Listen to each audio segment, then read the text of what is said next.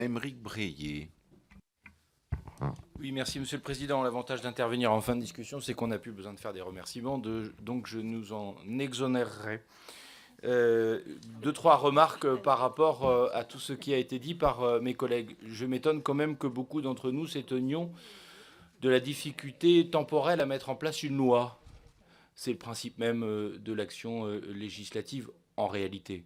Dès lors qu'entre le temps où nous légiférons, le temps où les décrets sont publiés et le temps où les textes, qu'ils soient d'ordre législatif ou réglementaire, se mettent en œuvre et sont pris véritablement en compte par l'ensemble des acteurs, encore plus dans le domaine de l'éducation nationale, on sait que le temps est long. Là où nous sommes confrontés à une difficulté dans ce sujet, c'est qu'en réalité, malheureusement, cette loi de refondation de l'école de la République n'a pas fait l'objet d'un consensus, ou sinon d'un compromis national. Ce qui a été le cas bien souvent dans nombre de pays, qui ont mis en place des politiques pour contrecarrer en quelque sorte ce que l'on a appelé le choc PISA. Et on le voit bien dans nos échanges de ce matin qui confirment l'ensemble de nos échanges que nous avons eus de manière fort courtoise, toujours dans cette commission, mais de nos échanges que nous avons pu avoir. Et on peut le regretter, très honnêtement. Je sais bien qu'il faut sans cesse affirmer, surtout à quelques encablures d'une élection présidentielle, ce qui nous distingue. C'est sain pour la vie démocratique. Mais il n'empêche que sur un certain nombre de sujets, nous devrions pouvoir être en capacité de nous élever au-delà d'un certain nombre de conjonctures.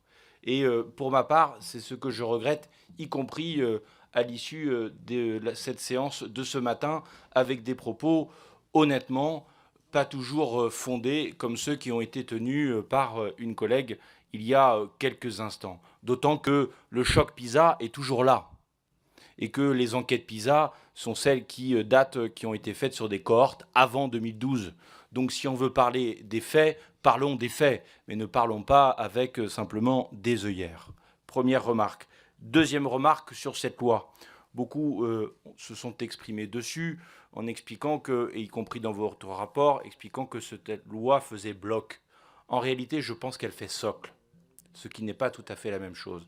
C'est une loi qui nous permet de bâtir ce que doit être une éducation nationale dans les prochaines années. Donc c'est un socle sur lequel nous devons nous appuyer pour continuer à réformer cette éducation nationale dans un sens assez simple, qui est de donner à l'ensemble de nos enfants, d'où qu'ils viennent, de quelque territoire qu'ils soient issus, les mêmes chances d'épanouissement.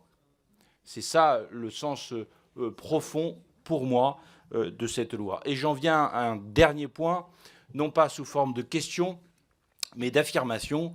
Je pense, comme ma collègue Marie-Georges Buffet, mon cher Yves Durand, et nous nous en étions expliqué lors des débats sur la loi de refondation, je m'en souviens, en présence du ministre d'alors de l'Éducation nationale, je pense que nous avons raté le coche en matière du concours, justement.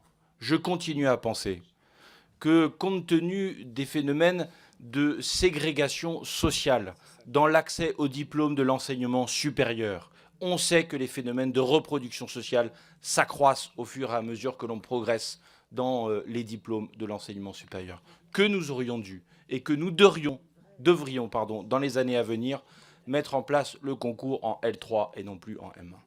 Parce que l'on sait qu'il y a un élément, un plafond de verre qui concerne un certain nombre de catégories sociales dans notre pays entre l'obtention de la licence et le M1.